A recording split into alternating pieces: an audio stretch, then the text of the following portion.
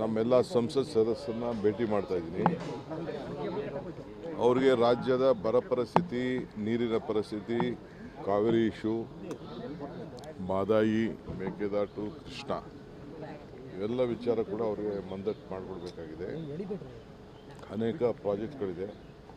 ನಾನು ಮುಖ್ಯಮಂತ್ರಿ ಆದಮೇಲೆ ಎಲ್ಲ ನಮ್ಮ ಸಂಸತ್ ಸದಸ್ಯರು ಕೂಡ ಭೇಟಿ ಮಾಡಿ ಅವರು ಯಾವುದಾದ್ರು ವಿಚಾರವನ್ನು ಒಟ್ಟಿಗೆ ತೆಗೆದುಕೊಳ್ಬೇಕು ಅಂತೇಳಿ ಅವರು ಕೂಡ ಮನವಿ ಮಾಡ್ತಾ ಇದ್ದೀನಿ. ಸೊ ಆ ದೃಷ್ಟಿಯಿಂದ ಇವತ್ತು ಹೋಗ್ತಾ ಇದ್ದೀನಿ. ಕ್ಯಾಬಿನೆಟ್ ವಿಚಾರ ತಾವೆಲ್ಲ ಆತುರದಲ್ಲಿದ್ದೀರಿ.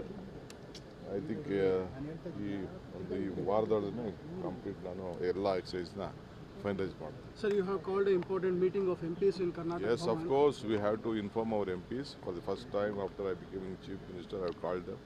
I have to apprise a lot of issues to them. They are very important. After that, I will call an all-party meeting here also. There are very senior leaders to be addressed. As soon as I come back, I will meet them also. I will meet the opposition leader, the former chief ministers and all. There are some important issues to be informed to them also. I will do it. There is a continuous objection. Sir, there is a